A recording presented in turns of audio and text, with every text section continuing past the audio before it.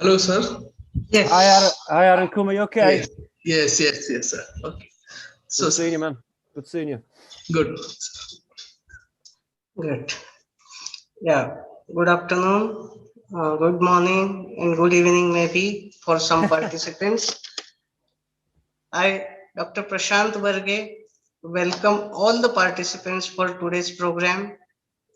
Symbiosis Institute of Operations Management, Nasik, takes a great pleasure in bringing you ninth episode of this Editor's Choice, a platform for deliberation by editors from journals of international repute. Today, we have with us Professor Gary Graham to share his valuable experience. As researchers, who would not want guidance for writing and publishing good research papers? So, without further delay, let me introduce to you our today's expert for the ninth webisode, Professor Gary Graham. Professor Gary is Associate Professor in Operations and Supply Chain Management at Leeds University Business School, UK. Before, he was with Manchester Business School and Salford University Business School also. Professor Gary has done PhD in Industrial Economics. His area of expertise are digital transitioning, big data, artificial intelligence, robotics, automobiles and sustainability, data science, smart cities, human analytics, pandemic resilience, labor migration, and Brexit. He is an associate editor with Professor Jan Godsell and Professor Federico Canito of the Impact Pathways section of International Journal of Operations and Production Management. He was also an editor of Supply Chain Management and International Journal for their special issue on smart cities. He was also a session chair at POMS Conference 2020. Professor Gary has published over 160 journal papers and received 2800 plus citations for his research work. With this, I now request Professor Gary to deliver his session. Yeah, over to Professor Gary. Hello, sir. Yeah, hi, Prashant. Can you hear me, Prashant? Yeah, thank you. Yeah, thank you very much, Prashant, for a sterling introduction. Yeah. Feels quite honoured, really, to be truthful. It's been a long road. I've been in the job for a long time, full-time lecturing since 1996, and then I did my PhD on the defence industry from 91 to 95. So it feels like a long time. The sun is setting on my career now, you may say. Right. Do you want me to share screen? Yes. Yeah. Okay. Let me see where we got to. Okay. Can you see that? Yes, sir. Okay. Let me. You can make it full screen so that. Yeah. I'll try and presentation mode. Yeah. Yeah. If you could just keep an eye on the any chat questions, Prashant, Arun Kumar, is that okay? Yes. I'll look for chat questions. No problem. Thank you. So how long have I got? Have you got a time scale? Yes, it's visible. I think Zoom somewhat. You can minimize the Zoom or. Yeah. Okay. Right. I'll make a. Shall I make a start? Yes. Yeah. Now. Yes. Right. Okay. Welcome everybody. Thanks very much for your time. I've been invited today by the Symbiosis Institute to talk about impact pathways, a new type of article, and I drop them. Like Prashant just mentioned, I'm based at Leeds University in Northern England, about 200 miles north of London. It's close to Manchester, fairly close to Manchester, about 40 miles away east of Manchester. So many of you may have heard of Manchester United and Manchester City. We've got a football club at Leeds, Leeds United. I'm more from Manchester area, so my allegiances are kind of like more to Manchester football clubs, but we're kind of like Northern England. Anyway, so I'm going to talk a little bit about pathways. Just to introduce the editorial structure of the International Journal of Operations and Production Management. There's the chief editors, Constantine. Some of you may have come across, because I think he's been to India quite a number of times, talking about IJOPM and his research. You've got Christina, Robert, and Tobias. So they're the chief editors. And then underneath them, we've got a little bit of a section which we've just developed 400 days ago. The pathway editors in charge of this section. There's myself, Professor Jan Goodsell. Some of you may have come across at the University of Warwick. And then we've got just recently joined us in December 2020 was Federico Caniato from the Polytechnic Milano.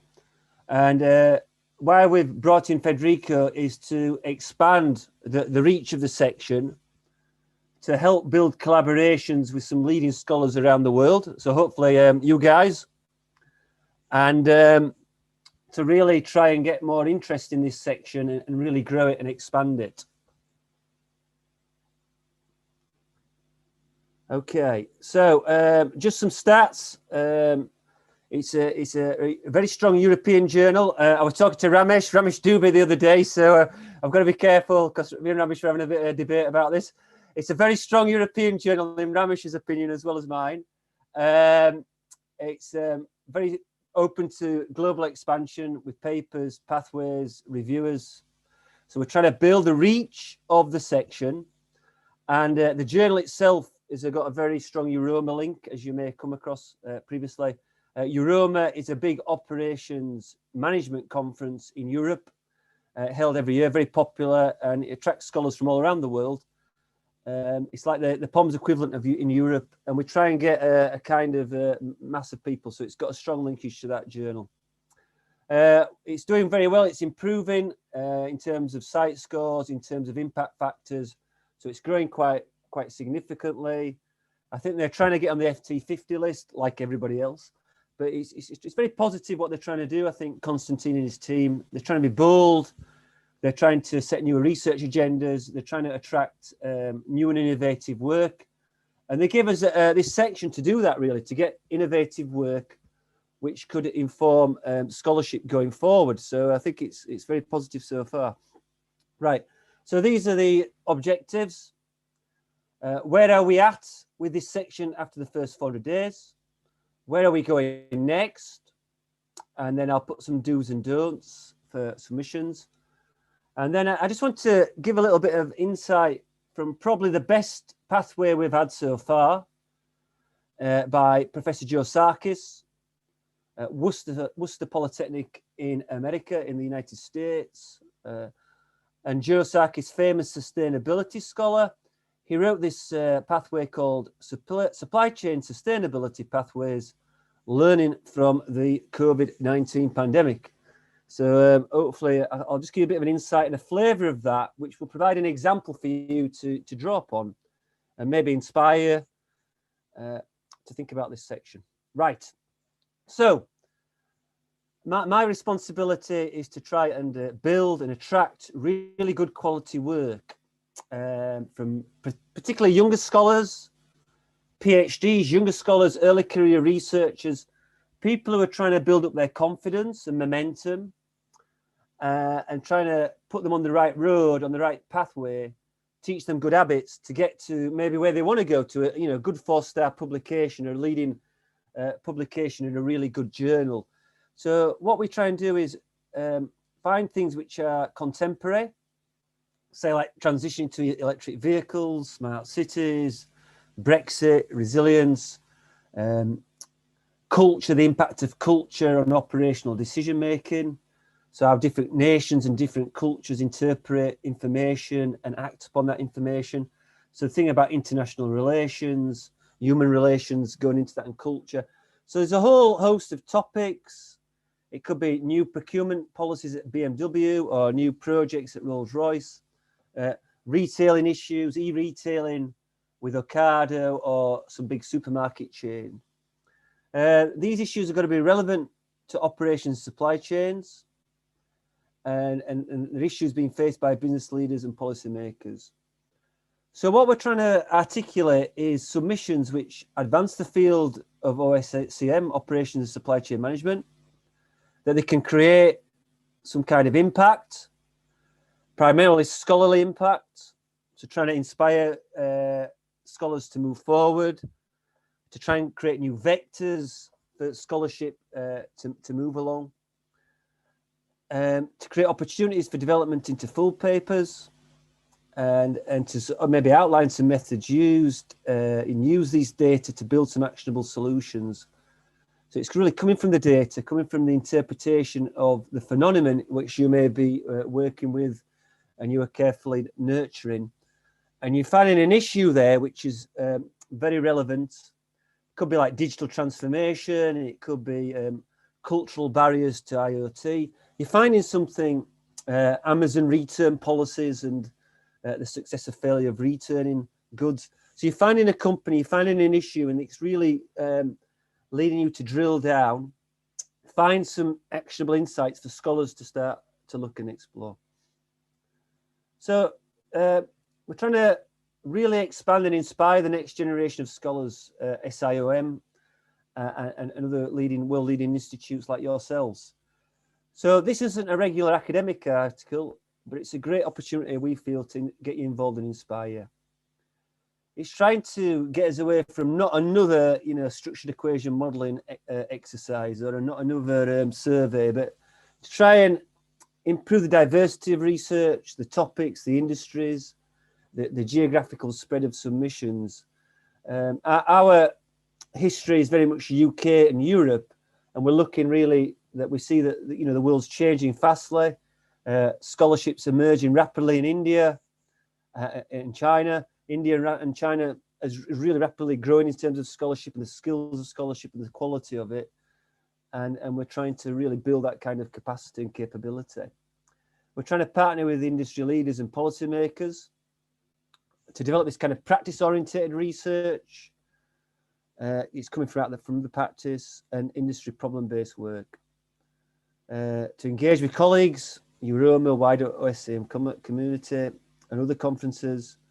And we're here to help you, to support you, and trying to sharpen focus and quality. So usually the process is that someone will send an idea or a pitch or even a developed embryonic proposal to myself, Jan or Federico, and we'll have a look at that and see if there's any mileage in the proposal, see if we can develop it, and then we'll put some suggestions into the authors to say, look, you've got to look at this issue, you've got to tighten up that section, you've got to have more clearer pathways for scholarship going forward. So we work with the authors and nurture them and try and offer some suggestions and try and lead them to help develop their work. Okay, so just some stats. I know you all love your statistics in India. Product returns, these are the kind of themes and sectors. Product returns, e-commerce. So we've had one submission on that. We've had one on digital transformation of the banking supply chain. COVID-19 has really been a massive catalyst for the section. It's really boosted submissions. So we've had articles on automobiles, heavy equipment infrastructure, defense industry, retailing. We've had submissions from China, US, UK, Northern Ireland. So we're trying to really kind of grow that area of COVID has grown quite dramatically. And what's been quite good for us is that we've been able to get these articles out very quickly, faster than some of the other established journals. So when they're running special issues on COVID, there's a massive lag. They're going to be presenting these special issues, say in the summer of 2021, when COVID, like the main thrust of COVID, may be kind of like over for a lot of places. But it might still be running on, but you've gone past the peak of interest and intensity and in media kind of interest and intensity on the crisis. So if we've sort of like got there early, and some of these articles, one by Remco van Hoek on the COVID-19 and supply chains, he told me that it was the highest cited article he's ever had in his career. So he's a, you know, as you know, Remco is fairly successful, had lots of publications in Harvard Business Review, and he says, you know, Gaz, you know, the one what's got the most citations and looks and links is the one in the pathways. You know what I mean? Because it came out at the right time, had the right heat around it, the right hot topic. We had submissions from Australia. We had a good submission, partly UK, partly India, on 3D processes in medical surgery. Atanu Chaudhry is at Durham now, I think, and I think he's got a location in India as well. And Atanu did a brilliant piece on 3D processes, and he really got the essence, Atanu, of the section. He really got it. He nailed it really well, and he does reviews for us now, and he's spot on with the reviewing. He really understands what the section's about. So, you know, very, very good scholar. And then we've got the 5G creative industries, what we're working with in the UK. And sometimes in the UK, it's very much that one is being developed, but it's very stop, start, trying to encourage the authors and build their confidence with the younger scholars. So we're doing well. So that's just like the first 400 days, basically, we've got to this point. So when we set out, we thought we may get 1 or 2 a year, but we've obviously surpassing that, and we're doing really well. And what you know, one of the reasons for this presentation is to really, you know, help build this now and get people to submit more and say to yourself, you know, there's a market here for you. There's an opportunity for you to work with us and to build this into your own portfolio of research. You know, and what I said to younger scholars who I'm coming across is, you may have managers, line managers who are saying, you know, we want this 4-star, we want the POMs, we want the GOM, we want the massive paper, you know, blah, blah, blah, blah, blah. And that's a very competitive landscape. Yeah. So what I'm saying to younger people is, look, you know, this can help you. It can be a springboard. It can help build your confidence and some momentum and help you be identified and get citations for a topic and get high citations, so that when you are maybe building a big submission for iJopham or one of the leading operation journals like iJopham, you know, you've already got that presence, you've already got the momentum, you've already got an identity there where people can see that, and it gives you that bit of, you know, a bit of push, a bit of confidence, rather than just getting rejection after rejection. You know, like some of these top journals, as you'll know, have got very high rejection rates. So it's useful to kind of go through a process and be successful in that process, and then use that to kick you on, rather than just trying to, you know, punt from a distance and compete with some really established scholars around the world, big name scholars, and you're trying to compete with them to get in a real, you know, position in a real top journal. It's very, very hard. It's competitive. So this is an idea of building momentum, getting your identity, getting your citations, and you saying, right, here we go, right, I'm getting somewhere. People are identifying with me, and now I'm going to use that to push myself forward. You know what I mean? Like I said, for a lot of scholars, younger scholars, the only thing, you know, I'm not a mega successful person, you know, I've just been successful, steady away, you know, just nice and steady and solid. But what I would say to younger scholars is, you know, auditing people is one thing, but building your scholarship, developing is another thing. So that's a real challenge for people. So just to give you an example of Joe Sarkis's supply chain sustainability learning from COVID-19 epidemic. So I just want to go through this little, if I'm allowed to just go through this nice and steady. Joe did a really good piece, and I think it's really relevant. He's trying to say here in this pathway that we're at a kind of reset button with the COVID-19 pandemic for supply chain research on sustainability. And Joe in this pathway is trying to say to us is that at the moment, sustainability is kind of like a peripheral issue being brought into supply chains thinking. So, you know, the great topics of supply chain are lean, aren't they? Lean thinking, or operating models, or supply chain design, or network management. And he's saying that really sustainability should be there. It should be a central topic.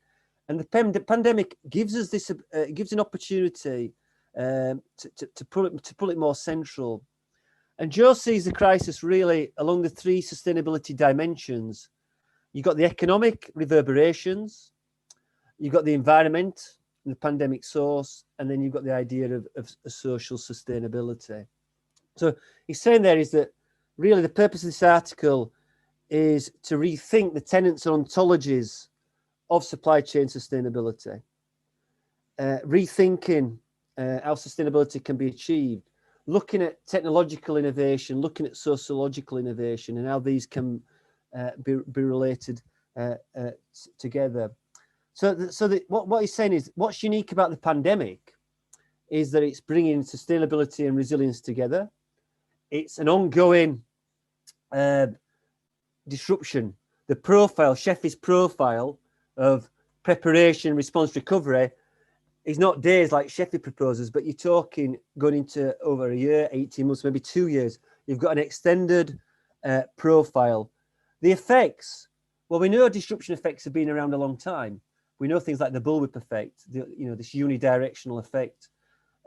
Work by Ivanov and Dolgu, IJPR, Dolgu and Ivanov have looked at ripple effects. But we're so like saying, and I think what Joe's inferring in his article is this new kind of thing called resonance effects. Now, whereas the bullwhip and ripple effect are kind of like one source, either downstream demand or upstream, supplier quality issue or an earthquake affecting Japanese production of motor vehicles and parts for motor vehicles. Where there's one source. With the resonance effects, you've got multiple sources, and these sources are dynamic and evolving all the time. So resonance is multi-wave effects, and it's rippling through the supply chain on unprecedented scale, and it's affecting companies massively. The auto industry. Some of the leading auto firms are reporting sales down by 30% in Europe and America for 2020. So their sales have dropped 30%. So it's having these ripple effects, resonance effects, going around the networks and affecting the plant, like demand management, like end of goods inventory, like staff illnesses, like port congestion. The massive thing at the moment is port congestion, plant closures are all impacting on companies. And Joe's really saying is that there's real opportunities here for scholars to say, like, if we recalibrate supply chains, it shouldn't be the case of economically recalibrating supply chains and moving them and redesigning them economically to recover. But really, when we're recovering, we should be looking at ways we can put sustainability central to that recovery.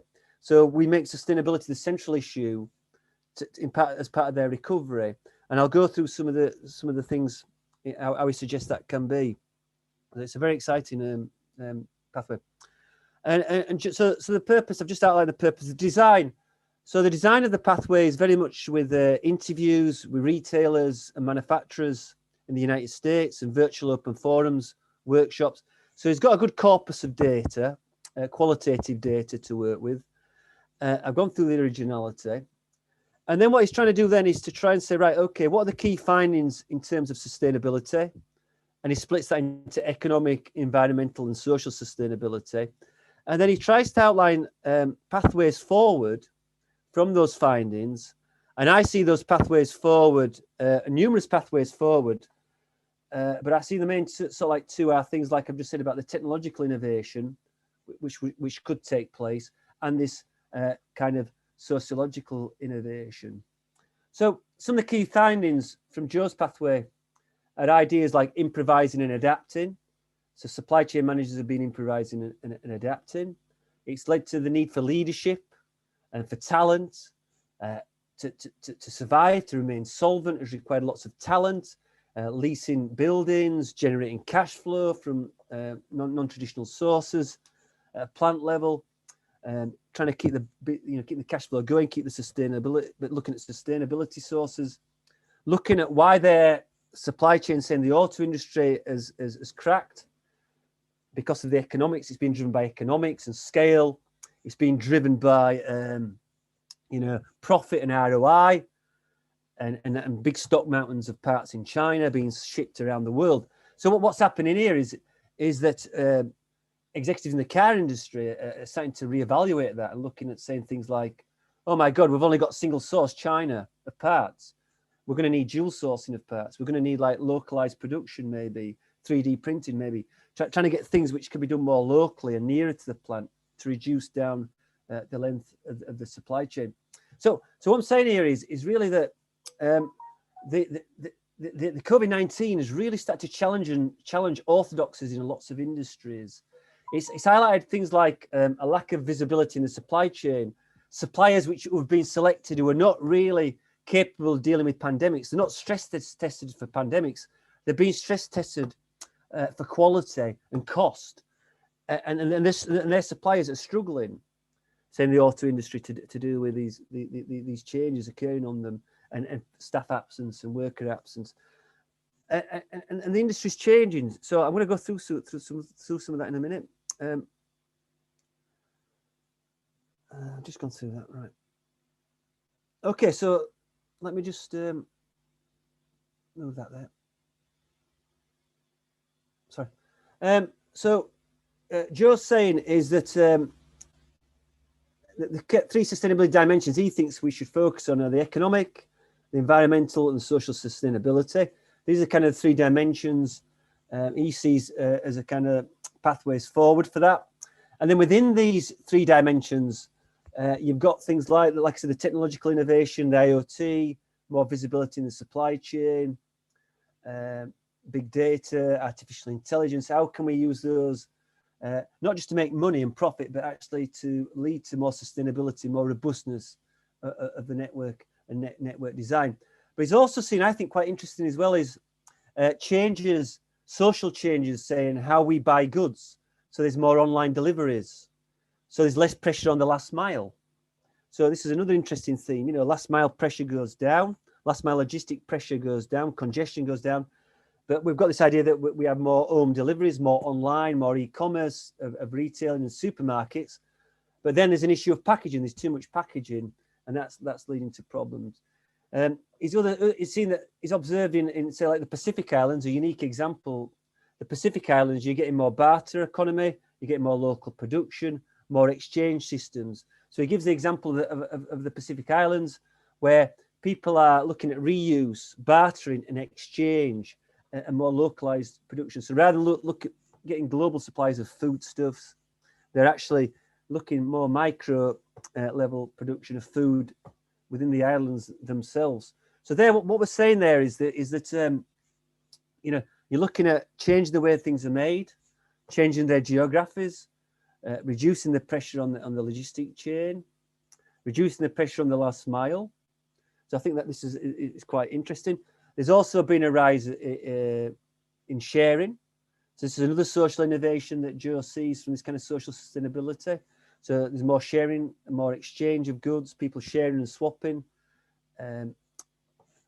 people mending their goods and equipment rather than buying new. So we're seeing quite interesting changes. So some of these changes have been forced through lockdowns. Some of these changes have just been voluntary. People making more food from home, cooking at home a lot more, having less takeaways, obviously being banned from going to restaurants. So banned from restaurants. So people are doing a lot more at home. So, but we're seeing social patterns of change, home working. So people have been trained to work from home and not using offices. So you're cutting down journeys, you're cutting down mobility and congestion, journey times, journey pollution, decarbonating. The decarbonisation has grown because people are travelling less and they're working from home more. There's less need for real estate. So we're seeing another sociological change there is less mobility. So I think it's very interesting what he's trying to say. It's an exciting article. He's saying that the global system needs to change maybe.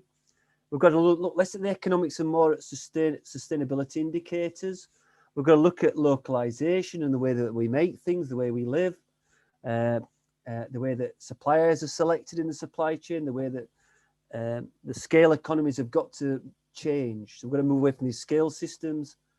We're going to look at more local, more innovative, maybe more technology. So lots of interesting things to unpack in terms of where his article suggests sustainability scholars can move forward from the pandemic going forward, where sustainability researchers in operations and supply chains can start to build future vectors of research.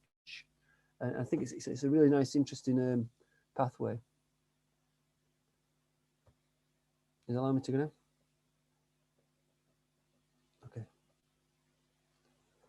So he sort of like says, it's not clear after the pandemic whether we will return to our old ways. after this black swan event subsides, will in say 5 years, will the accountants and financiers come back to dominate supply chains again, where it's all really about ROI, return on investment, and will the sustainability flame dim? We need to learn from where we are at the moment and what's happened in this pandemic for decades and generations to come. We should link forces with other scientists, social scientists, natural scientists, industry, government, and look at ways of interdisciplinary, multidisciplinary ways or transdisciplinary ways of solving these supply chain problems. We need to go beyond just economics and accounting and finance. We need to look at other disciplines and draw upon them and use our skills, our supply chain skills, to work with them. Because a lot of these people in the environmental studies, sustainability, as you'll know, do supply chain research. But when you read it, you can say straight away, well, it's very limited. It doesn't say divide between long-term strategic issues and operational issues. So all of us, know that they're very different. Network design is very different to an inventory problem. So when you read a lot of the environmental stuff, it's great, but it tends to be very strategic, in my opinion, and not very operational.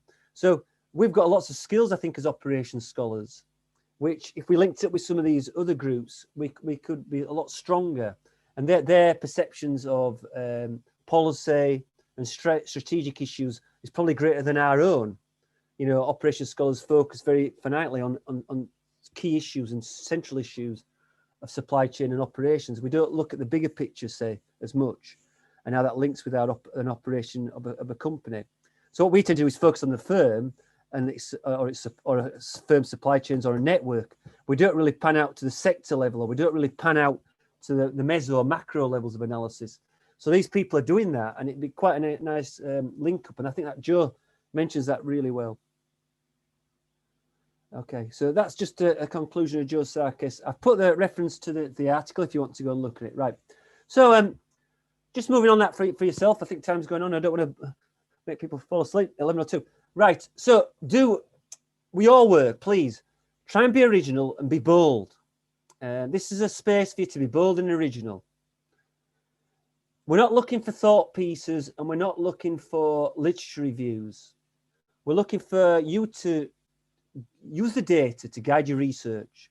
So if you're finding something really interesting from your interviews, from your case studies, from your ethnographic narratives, from your action research or your interventionist work, which is becoming a lot more popular now among the leading journals, like POMS, IJOPM, JOM, they're looking a lot more at this interventory kind of research and extended case study work.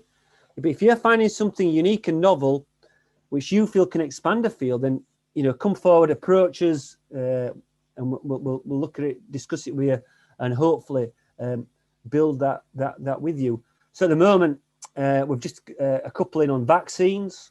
So we're discussing with some authors in America on the vaccines and the distribution of vaccines, and we're also discussing a pathway with some Irish authors from Ireland on the implications of the border or the Brexit implications on cross-Irish trade between Northern and Southern Ireland, and how that's affecting supply chains which function between Northern and Southern Ireland.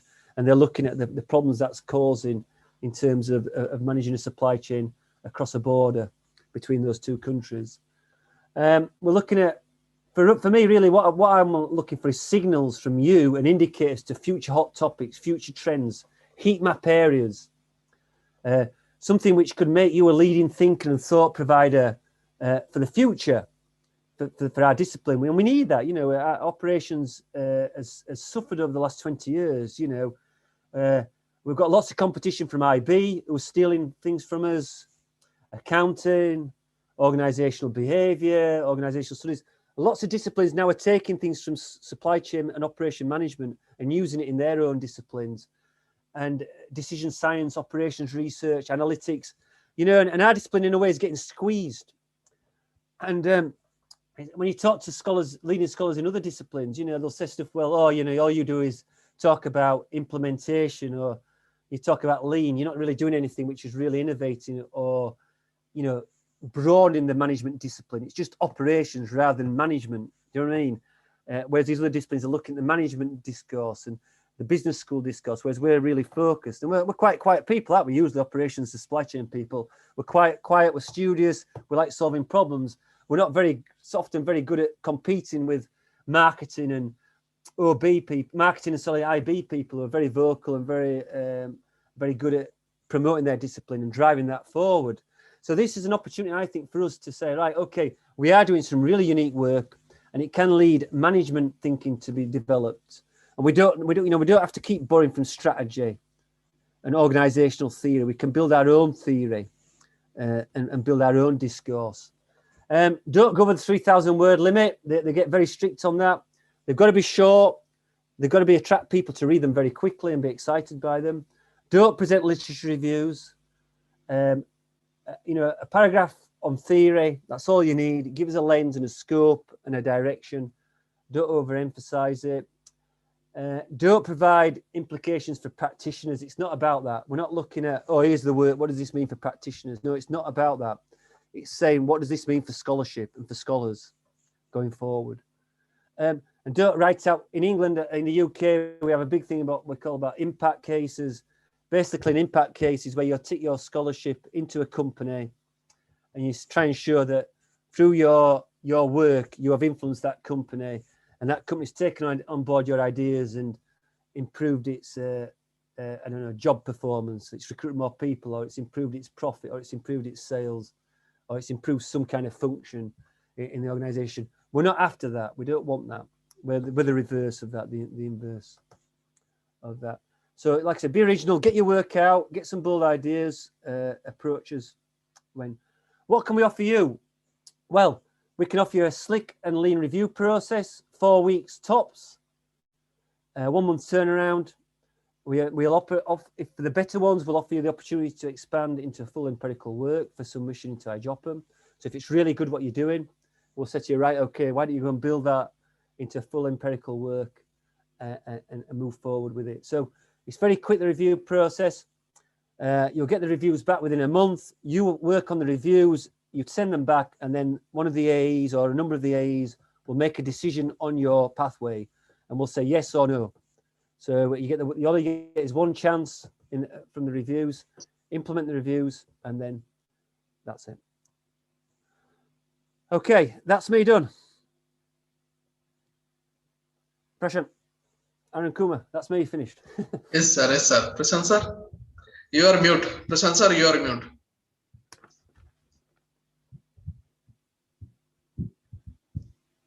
Yeah, thank you, sir, for your valuable guidance. Wonderful session.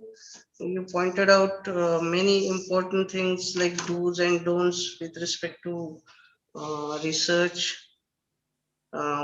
Practice data is very important, as you said. Applied examples are very important.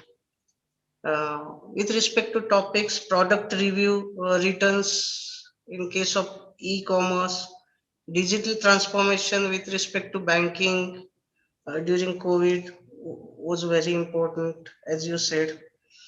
Then supply chain sustainability framework, purpose, design, and originality was nice for our audience. Let's we move on to our question and answers rounds. From chat box, there are no questions, but we have some questions received from audience. Okay. Yeah, first question is like this.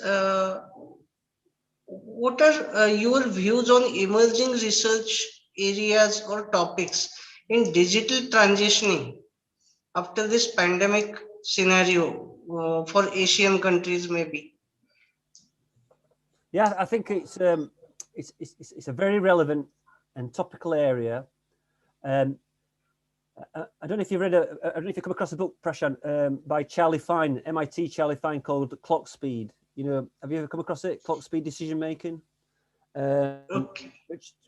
Charles Fine said about 10 years ago now, I think it's 20 years ago, that businesses with technology were moving a clock speed. The speed of decision making was increasing. The velocity was increasing. Now, going back to this point on digitalization, what we're finding, and maybe you're finding the same, is when we're working with some of these big auto and heavy equipment companies and manufacturers, that they are looking at digitalization and integrating it a lot quicker into their supply chain. So it's speeding up. And what one manager, senior executive in heavy equipment in America told us is that he sees it as that 5 years of decision making on digitalization has been reduced to a month. So what they were planning for the next 5 years, they're starting to integrate in the next month. And they're needing more visibility. They're creating what they call crisis control towers. So basically to say what's happening with demand, what's happening with supply and inventory, and trying to get them more synchronous, because they're having massive problems with their inventory at the moment. So a lot of their suppliers trying to work out, get their suppliers on digital platforms to get them more visible and stress tested. So yeah, I think it's a great topic, transitioning. It's very relevant to us. And yeah, if you've got examples, you're finding things what we don't know already about it, then yeah, send that to us and we'll have a look at it. Definitely. Okay. It'd be really good to get. It'd be really good to get, you know, from India some real good insights. You know what's happening in Indian companies. Yeah. So that would encourage that. Okay, sir. Yeah. Now move on to next question. What are recent changes happening in the big data and artificial intelligence acceptance of these technologies in the supply chain? Any example from your reviews? Well, what they tended to do there is they've tried to show the problems of big data and AI with the pandemic. You know that some of these companies like Amazon have really struggled. The AI has proved it's not very responsive. It's not useful. It hasn't worked because the operational change has been so fast. Do you know what I mean? That the AI has not been able to deal with it. So a good example is, well, two examples: Amazon and Tesco. Amazon, obviously, everyone knows Amazon. Tesco is a big supermarket in the UK. Some of you may have come across it, but both of them have had to just employ more labour rather than use automation, say in warehouses and deliveries and distribution. You know what I mean? The automation couldn't keep pace. The demand was so great. So Tesco built a warehouse in the UK in 2 weeks. They constructed a warehouse. Okay. Bigger than any e-commerce provider. The biggest e-commerce retailer, I think, in the UK before that was Ocado. So they built a warehouse bigger than anything the leading e-retailers had. And they've done it, but they've filled it full of labour, not technology. Do you know what I mean? So the automation and the AI has not really worked. So I think with the AI and big data, I think that the promise is there, but there's still a need for a lot of work. I say, you know, maybe micro foundational process work, which actually shows how companies are bringing this in and how that is leading to an operational change or a process change, a measurable process and operational change, if that makes sense. And I think that linking that with the COVID is quite fascinating, to be honest. It's quite fascinating. Okay. Yeah, thank you, sir. My third question, there is on as a research supervisor, how we can guide research scholars about selecting relevant research problems and the topics. Yeah, it's a good question. It's a question we get asked a lot.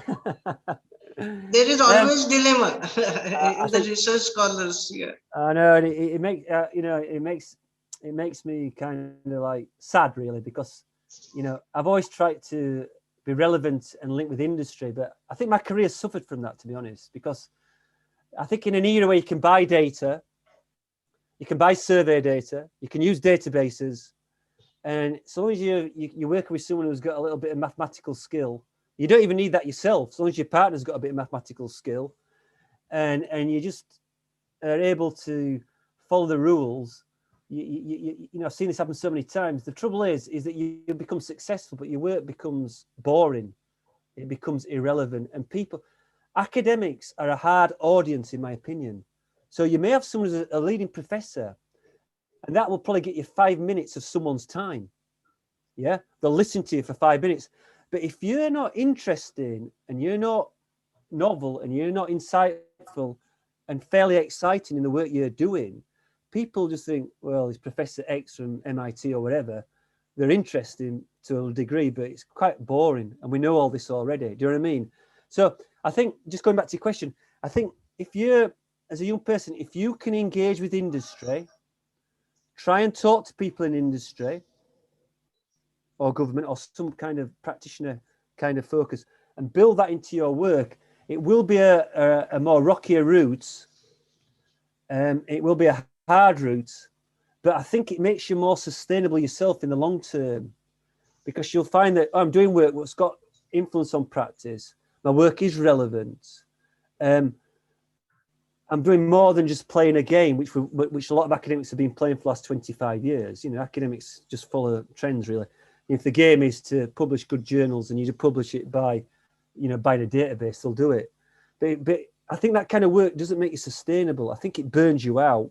And I think as a good academic, if you're engaging with industry and practice, finding problems which are relevant, finding issues which are good topical, then you can build your work around that and find literature, etc., to support. You'll get a good name as well. People will listen to you. They'll listen to your talks at conferences. You might win best paper awards because you're telling people things new. But don't get too reliant on the data. Remember, we've got to be doing theoretical work as well.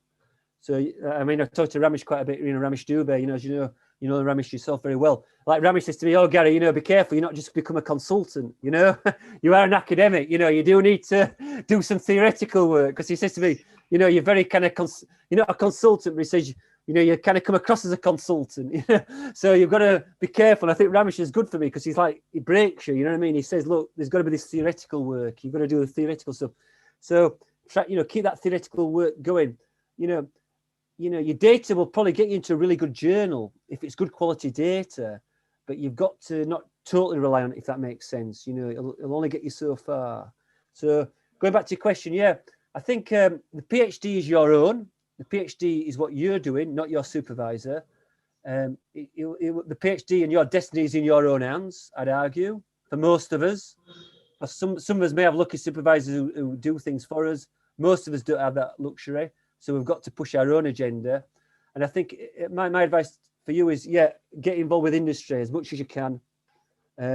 If you've got supervisors who are involved with industry, that's great. Or find people at university who are got links with industry and start getting involved. And I think you'll find it a lot more exciting for you and more sustainable long term. Remember, academic careers are marathons, they're not sprints.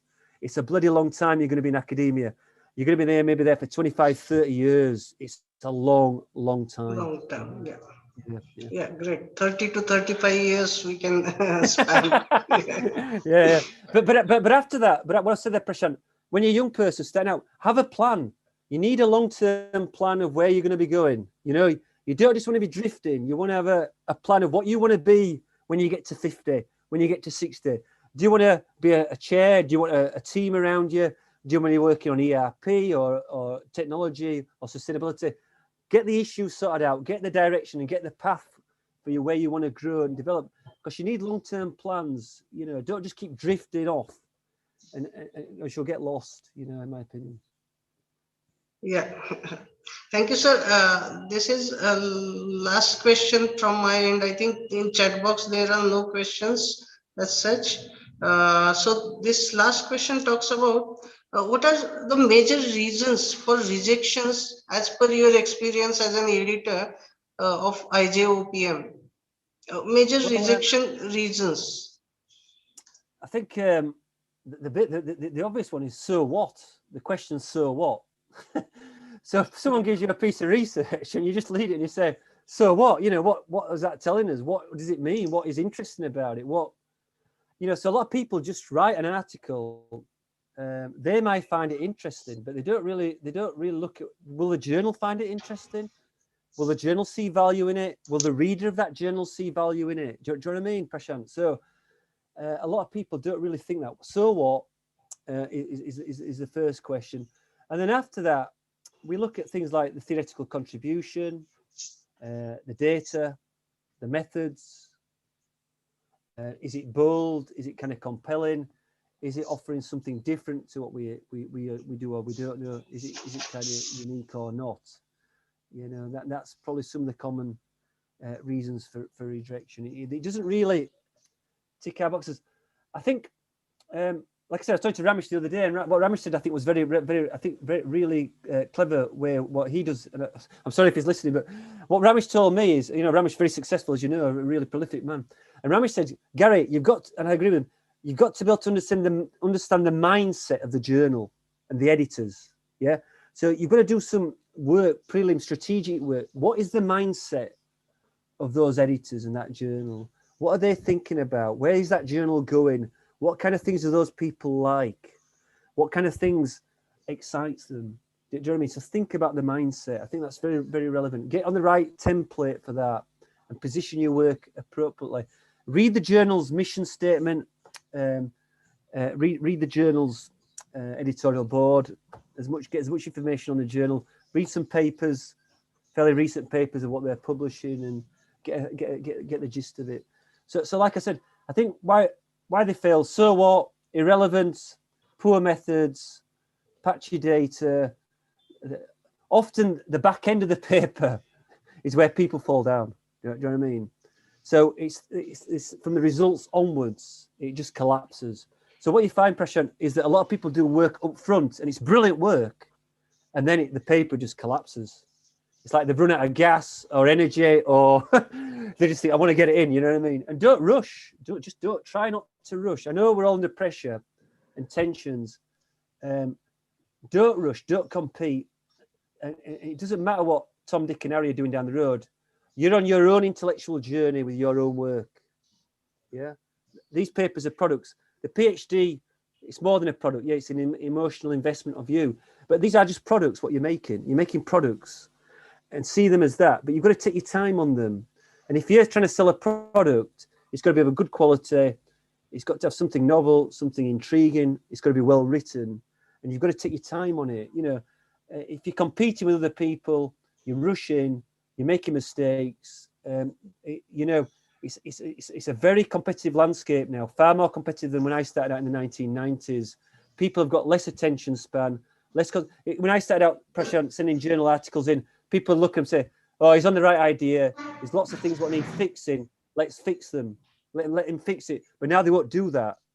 You know, so if you're pitching at major revision all the time, you're going to get rejected, in my opinion. You're going to get high rejection. So get it as far down the line as you can, because people haven't got the patience anymore. You know, you're getting thousands of articles. They haven't got the patience. If you're making lots of flaws and common mistakes, repeating yourself, saying the same thing time and time again in the article. Jag Fry at Cambridge told me this. He does a lot of reviewing for us, and a good friend of mine, Jag at Cambridge. And he said, Jag says, Gary, how many papers? I just get bored after the second page. I just get literally bored with them, and I'm going to reject them. Do you know what I mean? So if think about common mistakes, good habits, don't keep repeating yourself. Don't keep, going on about the same thing. People will get bored. Get to the point quickly. Have good habits, discipline, take your time, and make it so that you'd be proud of it. Really, that I'm proud of this work, and then submit. And don't rush. Yeah, thank you, Professor Gary, for your wonderful session, wonderful insights, a great presentation. We had an overwhelming response to the event from research fraternity also. Thank you all. We now come to an end of this event. As we come to the end of the 9th episode, I request Dr. Arun Kumar to propose vote of thanks for this webisode. Okay. Thank you, Ganesh. Yeah. Okay.